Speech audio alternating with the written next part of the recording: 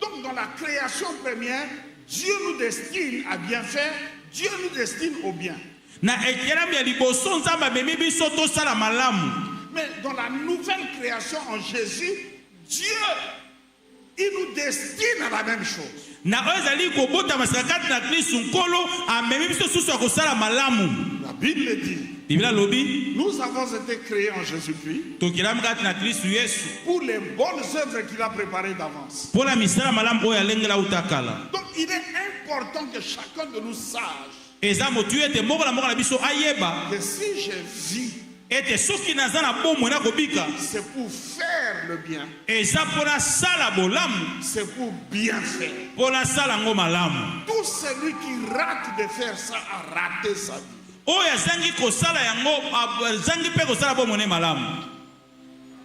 Et j'aime ce que le Seigneur dit à Caïn dans Genèse 4, 6 à 7.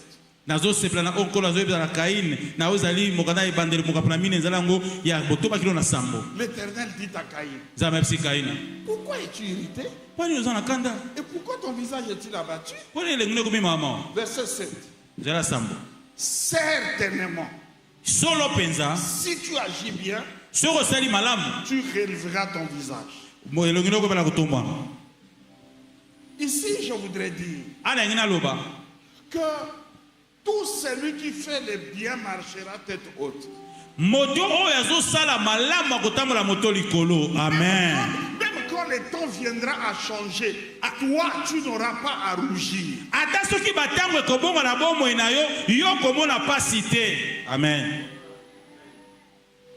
Celui qui fait le bien, celui qui a fait bien ce qu'on lui a demandé de faire, certainement il relèvera son visage. Est-ce que je parle à quelqu'un? Amen. Tu ne vas pas redouter quelque chose. Quelqu'un a dit, le comptable qui tient bien ses comptes, il ne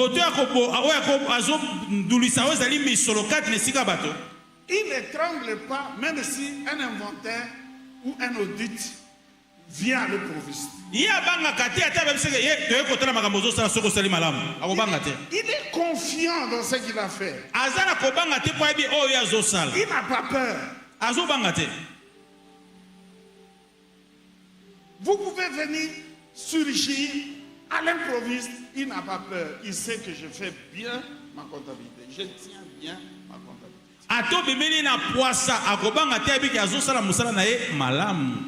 Et plus grave encore, Matthieu 5, 7 nous dit, ils sont heureux ceux qui sont bons pour les autres, parce que Dieu sera bon pour eux. Amen. Lui second dit, heureux les miséricordieux car ils obtiendront miséricorde. Donc, si vous êtes bons les uns envers les autres, Dieu sera bon envers vous. Amen.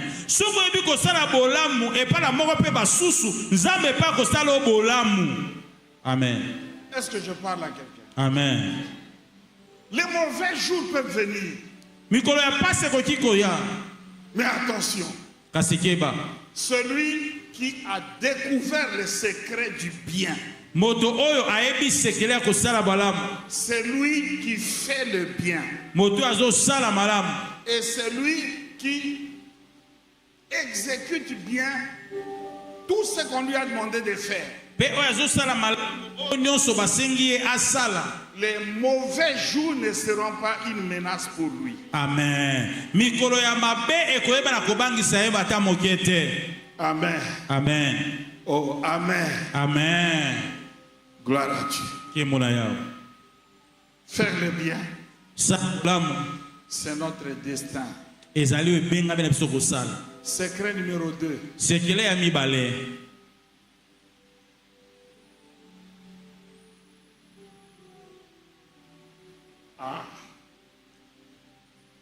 C'est le secret du travail sur la base du jour.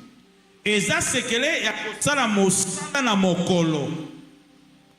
Et j'ajoute là, ne pas procrastiner. Donc c'est est là, il faut déplacer ça, c'est pas procrastiner, mais procrastiner. Ne pas procrastiner. Kobo ya kozongisa lobi mai ozala makotia kosala lelo. Bien-aimé, Dieu à la création Zambe na mokeli na ye n'a pas chômé. azana ki mosala te. Chaque jour, il faisait quelque chose. Mokolo nyonso azale kosala mosala. Que la lumière soit. Paul Et la lumière fut. Paul yaki. Chaque jour, Dieu était occupé à faire au moins une chose. Mikolo nyonso epesamelaki na ye asala ate eloko moko. Là, nous sommes vendredi. Aya toza mokola mitano. Si je dois te poser la question, Soki esengana tuno motuna. qu'est-ce que tu as fait lundi? Nini osalaki lundi? Qu'est-ce que tu as fait mardi? Mokola mibale osalaki nini? Qu'est-ce que tu as fait mercredi? Mokola misato osali nini? Il ne faut pas seulement travailler, mais il faut travailler sur la base du jour. Kosala kaka mosala te kasi sala mosala posi sangola mokolo wana. En d'autres termes, pas un jour sans rien faire. Lokola moto kolekisa mokolo te okanyi maboko. Pas un jour sans rien faire. Okolekisa mokolo te osali eloko te. Il faut être sûr que chaque jour, tu fais quelque chose. Esengeli osukisa mete mokolo na mokolo okosala ta mo eloko moko boye. Au moins quelque chose qui peut amener ta vie quelque part. Osali eloko o ekoki ko mema yo esika moko. Chaque jour. Mokolo nyonso. Chaque jour. Mokolo na mokolo. Bien aimé, c'est terrible de savoir Eza pas koyeba que 2 mois d'apprentissage d'anglais peut suffire pour que quelqu'un parle couramment l'anglais. Soko kotika na esika oyo bakoyekolisa bato koloba anglais. Osaleka sanza mibale ekopesa yo pe makoki oyeba na koloba anglais na lombango. Il faut combien de mots pour que quelqu'un s'exprime bien dans une langue? Ezo singa maloba boni pwete motoka malamu na monoko wana. Les professeurs d'anglais là derrière. Mulagisi anglais wana fani kula na sima. Prof, il faut combien de mots à peu près pour que quelqu'un commence à communiquer en anglais? Mulagisi papa, bo moto aloba anglais malamu esengeli maloba boni. Oui, excusez-moi. Olibisa. Professeur. Ça dépend de la formation, ça dépend du programme. Mais généralement, à peu près 3 mois. À peu près 3 mois, oui. Donc, à peu près 3 mois, Soika sanza misato yekoli. au kibaba wana ya anglais, go tikayo. Olongona good morning opusani mamuke. Olongona good morning, opusani?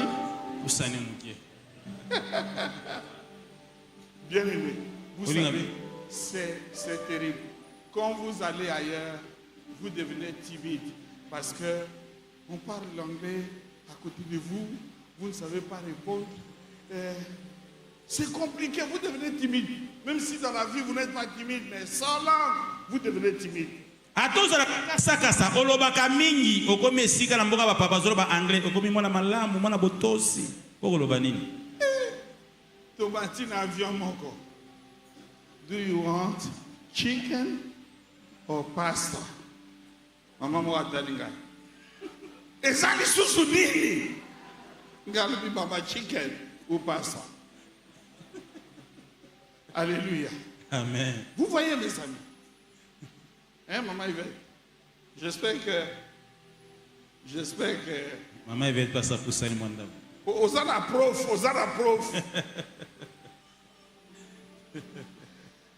Alléluia. Amen. Le secret du travail sur la base Ya de chaque mokolo. jour. Vous imaginez, si quelqu'un se décide d'apprendre 5 nouveaux mots chaque jour, en un mois, il aura 150 nouveaux mots dans son vocabulaire. Soki motazu ekateli ayekolaka maloba matano na mokolo nyonso akoza maloba kama moko tukumitano na sanza na monoko na epa loba kango. J'étais à Chikapa. J'ai animé un séminaire d'1 semaine. On m'a donné un seul jour pour les audiences. Et une maman est entrée. Et tout bonnement, elle a démarré le Chiluba.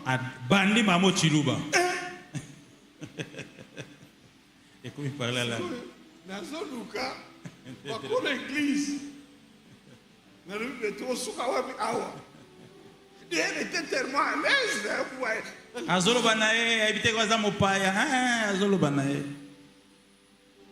Et quand je parle à ce pasteur-là, la maman dit, tu vas mangala.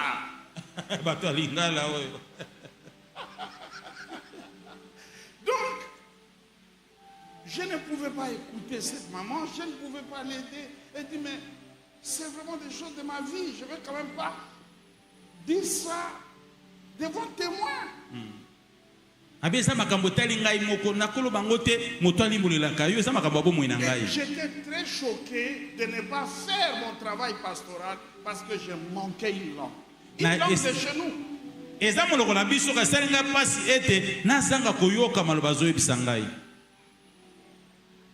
Alléluia.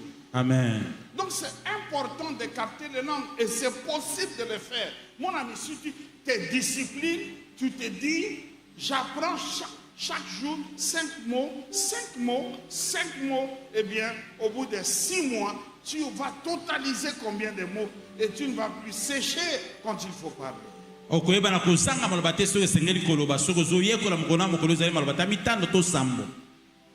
Je parle à quelqu'un. Amen. Normalement, dans la vie, il faut savoir apprivoiser certaines choses. L'Éternel les bénit et l'Éternel leur dit, soyez féconds, multipliez, assujettissez. Nous devons rendre sujet certaines langues.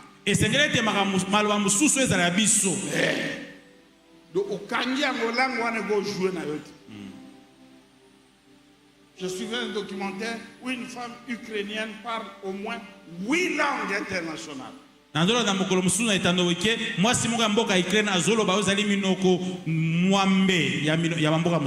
cause de ça, elle a été recrutée pour travailler au protocole d'un bateau de voyage.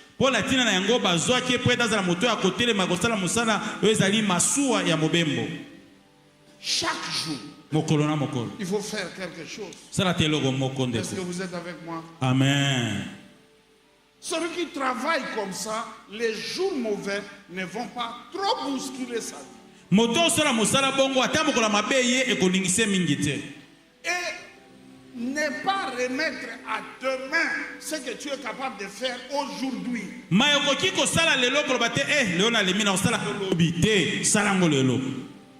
Vous savez, certaines maisons sont sales parce qu'on a réservé plusieurs assiettes.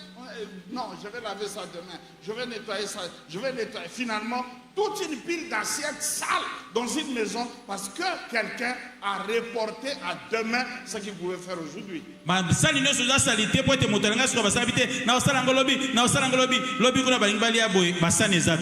Mes amis, demain ne nous appartient pas. Amen. Aujourd'hui est un présent. Aujourd'hui est un cadeau. C'est pourquoi on l'appelle le présent. Alors le présent, on ne joue pas avec. C'est pourquoi Jean 9,4 nous dit, il faut faire. Tandis qu'il est jour, les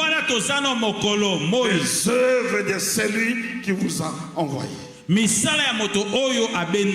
Ça dit chaque jour, Sois sûr que tu fais une chose au moins. À la maison, j'ai une bibliothèque qui peut avoir à peu près 1000 livres. 1000. Dans la bibliothèque, il y a des livres. Maintenant, aujourd'hui, chaque fois que je regarde cette bibliothèque, je suis en train de me demander comment ces livres-là vont quitter les rayons de bibliothèque pour entrer dans ma tête. Si comme nous sommes sur la livre wana na mituna kandene kolongo la ngambo ezali kuna mabuku nyonso wana efanda na moto na ngai. Et je me dis maintenant chaque fois quand je me réveille, j'entre dans mon bureau, je m'assieds pour lire ne fût-ce que quelques pages. Donc je me dis, je vais commencer à me faire cette discipline. Chaque fois quand je me réveille, de lire.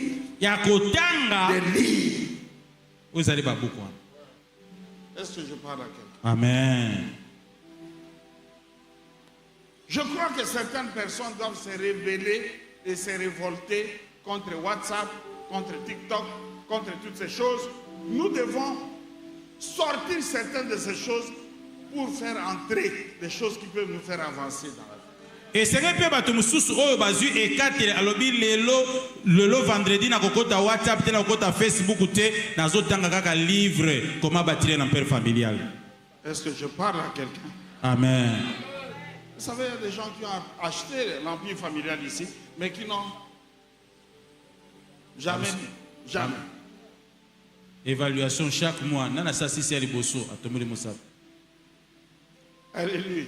Amen. C'est pas une simple décoration, c'est il faut lire. Osomi yango penza kandeza na $35, $100. Ozu yango tina placard wo eboti putulute tanga yango. Alléluia. Amen. Alors, puisque nous ne savons pas ce qu'un jour va enfanter, puisque nous ne savons pas ce qui va arriver demain, la Bible dit, engageons-nous à faire le bien. C'est ça numéro 1. Numéro 2, travaillons sur la base d'un jour. Chaque jour, faites quelque chose.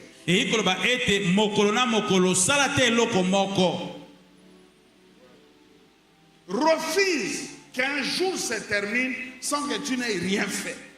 Nous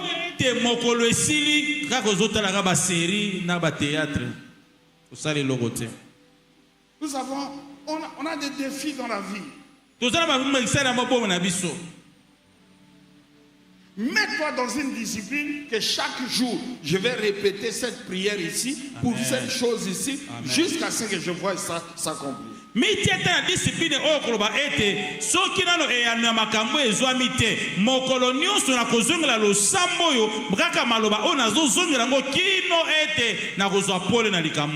savez, j'ai découvert. Vous pouvez passer toute votre vie sur la terre étant chrétien, sans lire certains livres de la Bible. Parce qu'il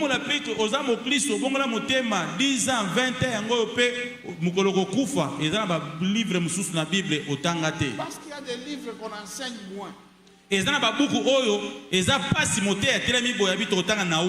Par exemple, Naoum, Sophonie, Alléluia, Agé. Il y a des livres comme ça. Lévitique. Alléluia. Amen. Tite. Il y a un pasteur qui me dit, nous, vous savez, celui qui a réveillé mon esprit pour lire l'épître à Tite, c'est le pasteur Grâce, quand il prêchait sur le bien.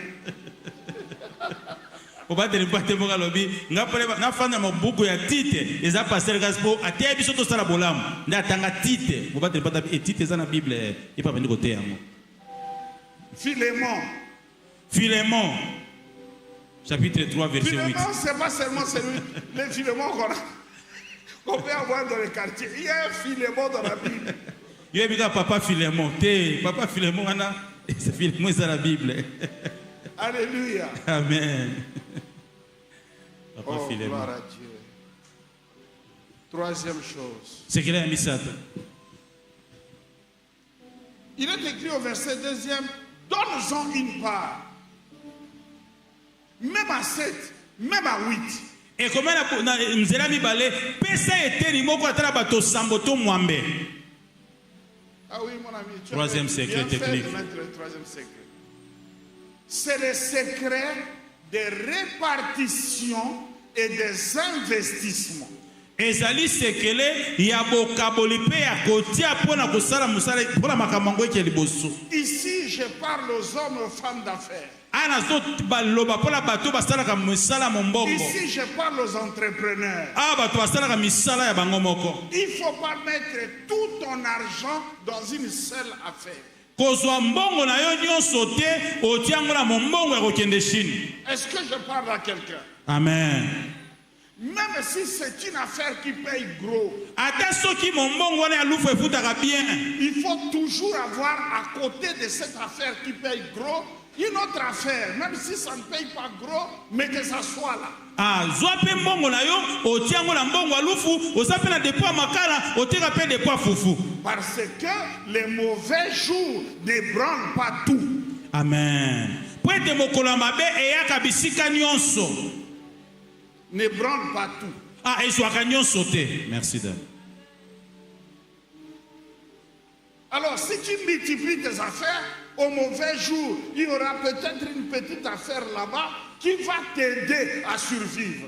Kasi po soki mokolo mabe eye ezwika mombongo ya makala koki kobongo fufu pe ya lufu etikali mwa pembeni. J'ai une cabine. Nazana cabine na ngai. J'ai un shop. Nazana shop na nga. Mais à côté de shop, Na pembeni ya shop. je vends aussi certaines choses en ligne. Na teka pe ba montre ba chemise na ligne. À côté de ça, Na pembeni na yango. j'ai peut-être une voiture taxi qui tourne pour moi. Naza pe na mwa yango na ngai to kechi na ngai utaka lemba terminus kilo matete et puis ça ngata ma 20 000 francs. Donne-en une part à 7 ou à 8. Kabola bitene pesa bato samboto mabol bato mwambe. Donc savoir répartir, Yekola ko kabola. savoir créer des parts. Yeba na kotia biloko ndambo. En matière d'investissement, la même chose. Na makambo etali kotia mbongo ndenge moko. On n'investit pas seulement dans un seul domaine. Okotia mbongo kana musaka moko te. Les amis qui travaillent avec la bourse, Babisu basaka na bourse. il y en a qui sont dans les domaines de pierres précieuses, Babisu baza misala babanga talo. mais ils sont aussi dans certaines autres entreprises. Baza misala ya bandako. Ils ont fait des placements un peu partout. Batie makuta na bango na bato na makambo ndenge na ndenge. Alors si ça bouge du côté des métaux, Kasoyi makambo ya ngamba mabanga talo emati. peut-être que les pierres précieuses vont amortir les chocs. Ata musu kotia mabanga talo ko bela kokita. Si ça bouge du côté des pierres précieuses, Soyi kotia mabanga talo emati. l'investissement dans un autre domaine peut donner un peu d'équilibre. Kasi ozali kotia motia makuta na ngambo mosusu eke kopesa mwa équilibre. Ne prenez pas 1 milliard de francs congolais, vous mettez ça dans une seule entreprise. Ozui 1 milliard na yo nyonso otiango na mosala ka moko. Alléluia. Amen. Les secrets de répartition et des investissements. Sekele ya koyeba na kokabola ndambo pe sikani kotia mbongo na yo. Vous savez, il y a quelque chose qui ne va pas chez les Congolais. Ezali loko mo esimbaka te pa bakongolais. Les Congolais, nous ne savons pas nous unir pour une chose. Les Congolais ne savent pas s'unir pour une chose. Ah, bakongolais eza pasi basangana mibale misato basala eloko moko. Vous savez, ici à Kinshasa, Awa na Kinshasa, les marchés des pièces de réchange automobile mosala oyo ya koyeba koteka bapiesa mituka est dominé par les Nigérians. Baimboka Nigérian nde bateka yango mingi. Et vous savez, actuellement, il y a plusieurs pays qui n'acceptent plus les Nigérians. Eza mamboka ebele balinga su ba Nigérian te. Et ça, c'est un avantage pour les Congolais. Wana ezali bakumana mpona bakongolais. Par exemple, on n'accepte plus les Nigérians à Dubaï. Ntango su ba Nigérian balinga bango su te na Dubaï. Ce qui fait que ce que les Nigérians pouvaient aller acheter à Dubaï, Et ko sala ete oyo ba Nigeria balinga ba ke no somba na Dubaï. Les Congolais peuvent acheter et vendre ça aux Nigériens. Congolais ko somba ateki lango ba Nigériens. Mais écoutez-moi. Yokanga. Les Nigérians ici, Ba Nigériens awa. s'ils sont à 50, Soy bazali tukumitano. ce n'est pas chacun qui va acheter sa marchandise. Ezateka moto bango, ezate bango no spakenda ko soma bazali marchandise Ils la bango. désignent une seule personne Bazwaka moto moko. qu'ils envoient O batindaka. acheter de la marchandise pour tout le monde. Bas akei asombi marchandise pour la bango nyonso. Et cette personne ne dribble pas les autres qui sont restés ici. Moto mususu ntango yeko soma bongo akoluka lungengu pona ye moko te asomi ndenge po na bango nyonso. Il ira, il fait des conteneurs, il amène ça ici, on fait le dépotage, chacun prend ce qui est à lui. Ake asali ba conteneur tango ye Kinshasa le Nigeria moko na moko azui o ezaya ye ya kokoka. Là où les Congolais voyagent à 50, les Nigériens envoient une personne. Et si la ba Congolais bazaka 5 ba ke isoki 50 Nigeria batinaka moto moko. Conséquence, Likambo nini yaka na sima? les charges d'hôtel sont réduites, Mokumba ya kofuta hotel ekiti, charges de billets réduites, mokumba billet ekiti. et pour les mêmes articles, le Congolais doit appliquer un tarif plus élevé et le Nigérian vient avec un tarif un peu plus bas et lui, il gagne les marchés parce qu'ils savent comment travailler ensemble. Kaka na pièce moko wana, Congolais azoteka ngo $15, OK pas Nigérien azoteka ngo $8, mi balé $15. Et c'est comme ça que nous n'arrivons pas à prendre les monopoles dans les marchés parce que nous ne savons pas nous mettre ensemble. Yango mona kete Congolais abimisaka moto te na makambo pona nini balinga te kozala lisanga. Nous savons nous combattre. Biso te baka kobunda na kobenda Mais na. les autres, ils savent s'appuyer. Ba msusu batiana ka maboko. Alléluia. Amen.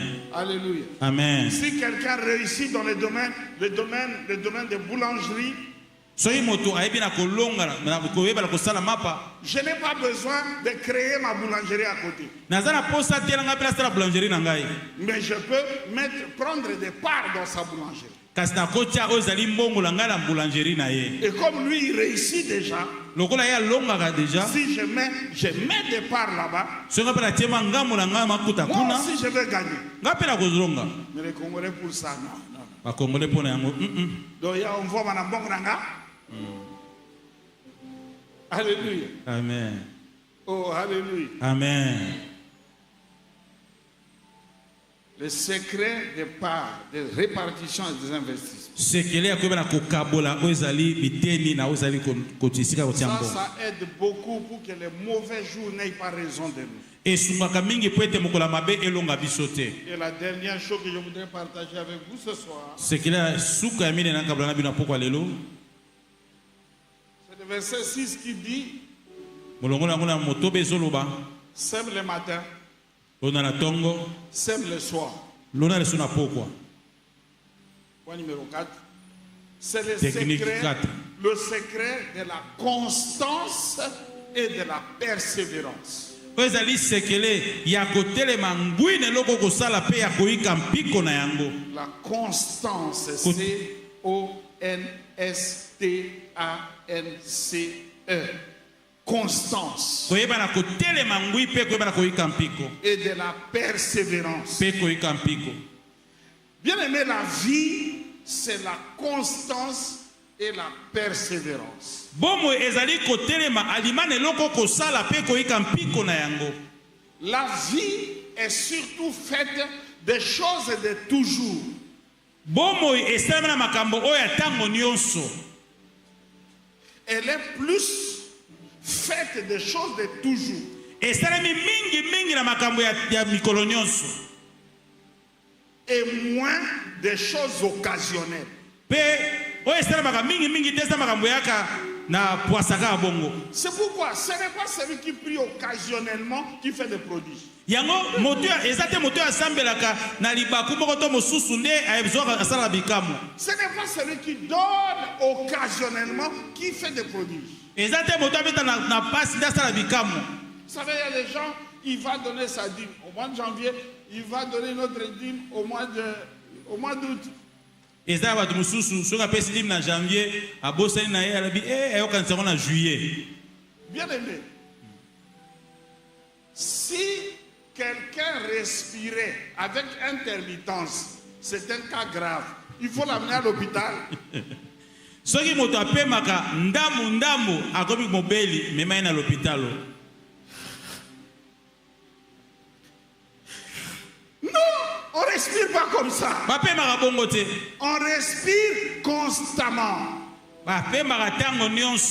On respire constamment. Et la vie est faite des choses constantes, des choses permanentes, des choses de toujours.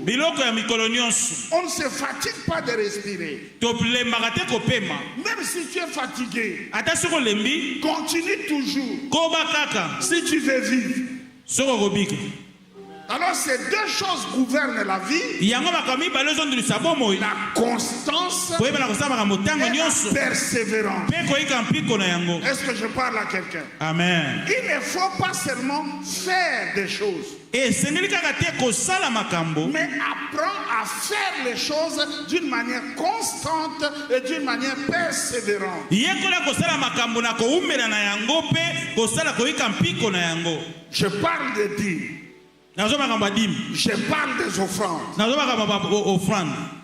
les faites pas avec des lestages. Non. Je parle de la prière. Je parle du culte. Je dis toujours aux gens, Dieu ne m'a pas dit qu'il va me visiter seulement les dimanches. Si Dieu t'a dit ça, ne t'en fais pas. Viens seulement les dimanches. Parce que Dieu il va te visiter là. Mais s'il ne t'a pas dit quel jour il va te visiter, sois là.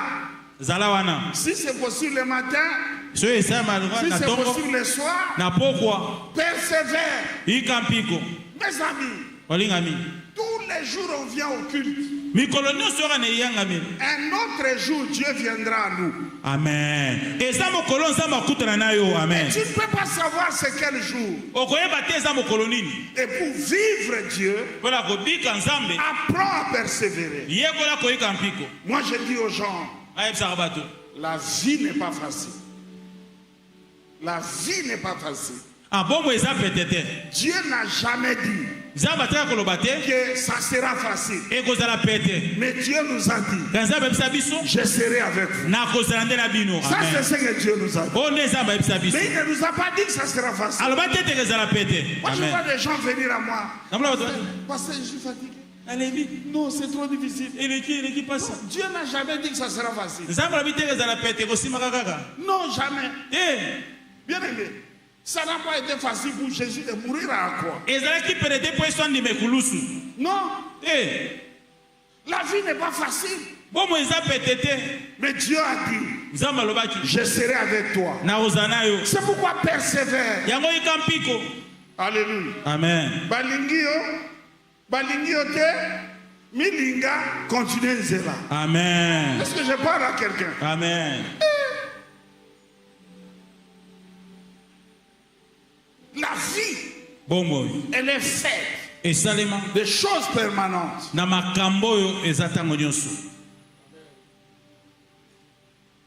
Les opportunités viennent de temps en temps.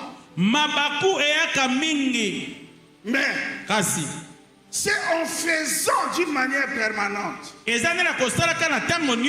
qu'on va profiter de la rencontre avec l'opportunité.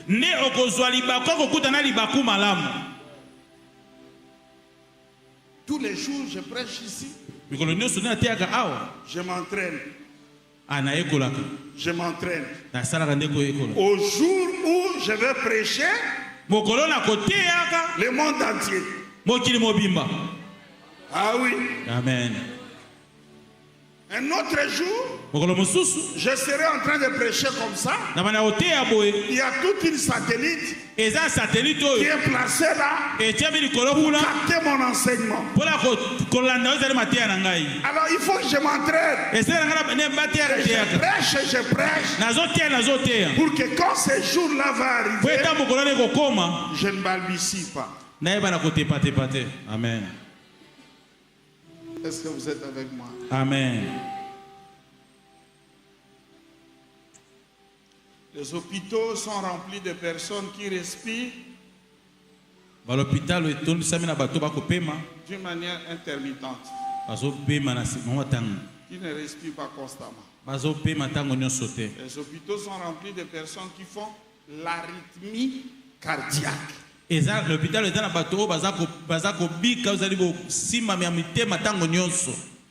rythme ya motema na ye eza bien te. Parce que le cœur bat selon un certain rythme. Il faut veiller que ça continue à battre à ce rythme. La vie évolue selon un certain rythme. Ne casse pas le rythme de la vie. Est-ce que je parle à quelqu'un? Amen. C'est pourquoi le secret de la constance. Mon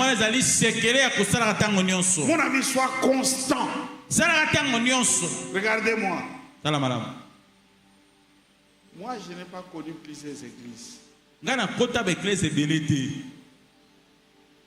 Vous voyez, moi, j'ai eu des affermissements dans cette église. Des découvertes ici. Des séminaires ici. J'ai complété les autres formations. Je n'ai pas une autre église. Vous savez, il y a des gens. Hier, il était chez Hébron. Le matin. À midi, chez Arche. Arche. À 14h. Chez Parole de Salut. À 20h, Génération Joël. À 0h, une autre église. Et aujourd'hui soir, Pierre vivante. Alors après ici, tu iras où? Après, prophète. On ne vit pas comme ça. On ne vit pas comme ça. Une fleur, pour qu'elle germe, elle pousse et qu'elle ait la vie. On la plante dans un endroit. Et on la garde là. Même si c'est une pépinière, on s'arrange. Les jours où on viendra chercher ça, on va prendre un minimum de sol qui maintenait ses racines. Pour les planter dans un endroit précis. Une plante qu'on déracine tous les jours ne croîtra pas.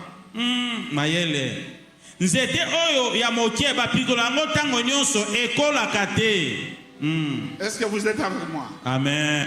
Un jour, le Seigneur m'a posé la question. Si j'ai dit que pour ces frères-là, je vais faire ce que j'ai promis de faire dans 5 ans. Pensez-vous que les changements d'église va porter Dieu à faire ça dans 2 ans? Non. Il y a des choses que Dieu va faire à une échéance précise. On dit au voisin, Vanda Zela. C'est pas un problème d'onction. C'est pas un problème de miracle. C'est Dieu qui fait. Est-ce que je parle à quelqu'un? Amen. Et s'il dit, je vais faire ça dans 10 ans. On change église. On change pasteur. Et causer là 10 ans. Amen. Et les dangers d'ailleurs, Likama eza libanda. c'est qu'en te promenant comme ça, Likama eza lete tango to telenga tu na boye. accuses un retard par rapport au programme que Dieu veut réaliser avec toi. Okozana libanda ya mandulisi oyo nkolo alingia sala elongola yo. Amen. La constance, Koyeba na kozala sika mo pe koyi kumela. persévérance. Pe koyi kampiko. Mes amis, Olingami. il n'y a pas moins de Dieu ici Nzamba za mokiete awa. et plus de Dieu ailleurs. To aza monene na ligne te. Ou plus de Dieu ailleurs, To nzamba za bele kuna libanda. ou moins de Dieu ailleurs, plus de Dieu ici. Nzamba za mokie libanda monene awa. C'est pourquoi parfois, je ne suis pas très confortable. Yango mingi nasimaka mpenza te. Quand on dit le Dieu de la pierre vivante, Nzamba ya piva. le Dieu du pasteur Grâce, Pasteur Grâce. c'est quel Dieu? Aza nzambe nini? Mes amis, ce sont les églises qui sont au pluriel. Dieu est au singulier. Bekleza ndeze bele nzamba za semoko. Est-ce que ça va bien? Amen. Eh, je pas pasteur de toi belé. Mais nzamba zakaka. Moko. Parfois je ne suis pas confortable. Angata mususu na sima makapenza te. Alléluia. Amen. Parlons de Jésus, parlons de Jésus. Tolobaka nzambe, nzambe Yesu Kristo, Yesu Kristo. Est-ce que vous entendez ça? Amen. C'est très important. Eza motuya. Voilà donc les 4 secrets que je voulais vous donner aujourd'hui. Yango ba secret mine na ngai sabino. Ces secrets Ba secret nous préparent bien ezolengela biso malamu. par rapport au mauvais jour. Na oyo ezali mokolo mabe. Mes amis, Balingami. le temps me manque pour parler de tout ce que, comment ces secrets se sont appliqués dans la vie des gens. Tango kozanga nga pola limbo la bino ba secret nyonso oyo ndenge salama ya bato. Ézéchias, Ezala Ezekias établi roi, oyo batiaki nkumu il a fait ce qui est bien. asalaki eza malamu. Et quand les jours mauvais t'arrivent, Ntango mokolo mabe ekomaki yoka. je lui dis, mais dans tes os tu vas mourir. Nzambe epesa baningiso kokufa. Ézéchias dit, Ezekias alobi souviens-toi, kanisa j'ai fait ce qui est bien. asalaki eza malamu. Et Dieu Mpe Nzambe ajouta 15 années. abakisi mibu 15 na bomoi. Pourquoi? Mpona nini? Dieu avait vu Nzambe amonaki Ézéchias Ezekias avait fait ce qui était bien. asalaki eza malamu. Donc lorsque les jours mauvais viennent, Ntango mokolo mabe eza koya. les souvenirs du bien Ok. Mabanzo ya malamu peut changer les jours mauvais à ton égard. ekoyeba na kobongola oyo ezali mokolo ya mabe mpo na ntina na yo. Est-ce que je peux recevoir un amen de quelqu'un ici? Amen. Donc, ces jours-là, ça peut être un jour de panique. Mais quelqu'un te voit, mais c'est toi. Il se souvient du bienfait. Et il dit, pas toi. Mokolo kozala mokolo bato nyonso bazoningana bazokima me moto atelabi yo mpo ozalaki awa bango so bakende yo te yo tikala. Amen. Posakanisi bolamu. Amen. Alors, c'est comme ça que nous devons apprendre à faire des sémences. Ndenge esengeli na biso koyekola kosala oyo ezali bolongani. Pas seulement des sémences à l'église, Kaka te na eklesia mais même des sémences dans la vie des gens. ata na bomoi ya bato. Bien aimé, les meilleurs moyens ou les meilleurs temps pour s'aimer dans la vie de quelqu'un, c'est lorsqu'il n'est rien à ses yeux. Tango ya malamu ya kolona bomoi ya moto eza tango aza na eloko te azomimona pamba. Est-ce que vous Amen. tant fâché monsieur hein?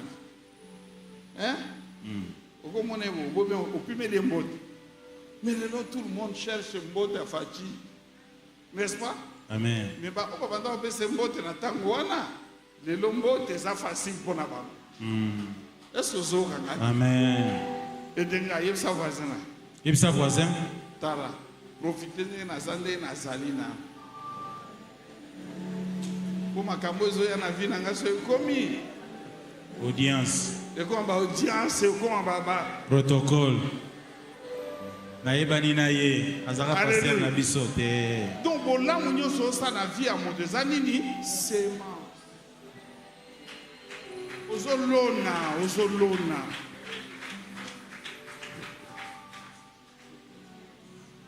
Alléluia. Amen. Oh, obi ke papa moko C'est quoi ça, papa? Autrefois, il était jeune, il était étudiant. J'ai fini de prêcher dans une église. Et il m'a suivi. Abinanga pasteur. Ah, nous sommes en classe. Mais, année nanga, ils ont menacé. Il faut que 6 à Minerva. J'avais rien. Mais, je t'ai donné les rien que j'avais.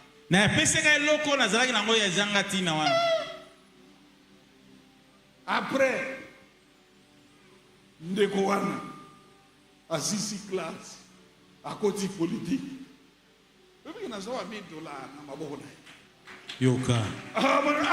Rien et pèse $1000. Pasteur Zela, yo qui était $1000. Donc, $1000 au bon délité, au kilité. Il y a $1000, il y a récolte. Pour aller au Lonaka. Amen. Yekola kolona na via batu. Amen. Est-ce que nous avons tout mon corps? Amen. Yekola kolona. Et c'est important. Et puis même bana mikeo bazaba na kakate. Pour bana mikeo bazaba ba okamu sabiso lobi. Amen. Hein? Amen. Bako mamo pao ya lobi. Amen. Alors avant comme mamo pao, moi $10 na yo et que na maboko na yo. Tanga comme mamo pao, abo salonté. Amen. Alléluia. Amen.